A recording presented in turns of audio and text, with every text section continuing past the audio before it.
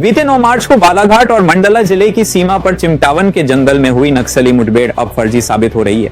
Promotion के लालच में जवानों ने एक निर्दोष ग्रामीण बैगा को नक्सली बताकर गोलियों से छलनी कर दिया। आदिवासी बैगाओं पर अत्याचार की यह घटना एक बार फिर कई सवाल खड़े कर रही है। आखिर कब तक नक्सली बताकर आदिवासियों की जान नीचा की रहे?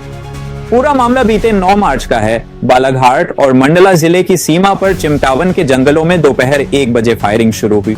इसके बाद जवानों ने सर्चिंग अभियान चलाया और एक ग्रामीण बैगा को गोली मार दी। पुलिस ने इस ऑपरेशन में 2 संदिग्ध व्यक्तियों को भी पकड़ा, जिन पर नक्सलियों को पनाह देने और मदद पहुंचाने के आरोप लगाए गए हैं। लेकिन अब सवाल ये उठता है कि मारे गए व्यक्ति का नक्सलियों से कोई संबंध था भी या नहीं। खटिया मोचा से लगे लसेरी टोला का एक परिवार दावा कर रहा है कि मारा गया व्यक्ति हिरनपट्टे उनका परिजन था, जो मानसिक रूप से बीमार था। परिवार का कहना है कि घटना वाले दिन वह कुल्हाड़ी और पानी की बोतल लेकर जंगल की ओर गया था, लेकिन लौटकर नहीं आया। हिरन का नक्सलियों से कोई नाता नहीं था, लेकिन जवानों ने उसे नक्सली बताकर गोली मार दी। ये सब बताए कि हमारे नौकरी मिलेगी, तुम्हारे बच्चे को एक बेटी मिलेगी करके और 50 लाख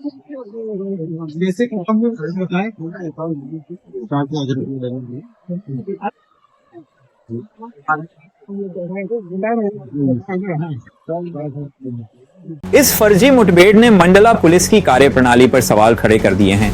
पुलिस ने आनंद फानंद में पोस्टमार्टम की प्रक्रिया पूरी कर परिवार को जैसे तैसे अंतिम संस्कार के लिए मनाया। खबर है कि पुलिस अब 50 लाख रुपए के मुआवजे और नौकरी का लालच देकर मामले को रफा दफा करने की कोशिश में जुटी है।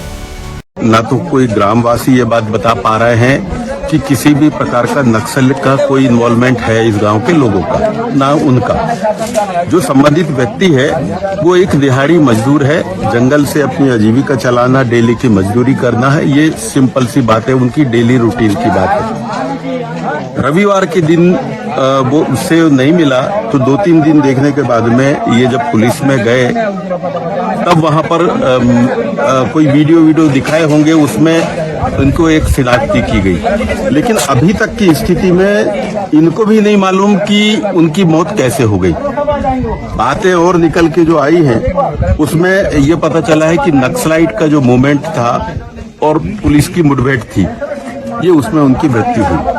तो ये बड़ा एक आश्चर्य है कि इतना बड़ा मूवमेंट यहाँ पर कहाँ है, किसी को नहीं मालूम, और फिर ये कैसे मृत्यु होगी। इस घटना ने एक बार फिर पुलिस की कार्यप्रणाली पर गंभीर सवाल खड़े कर दिए हैं।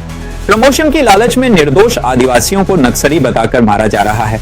अब देखना होगा कि इस मामले में सरकार क्या कदम उठाती है और क्या दोषियों के खिलाफ कोई कार्रवाई होती है या नहीं। बालाघाट से साइमा नास की रिपोर्ट।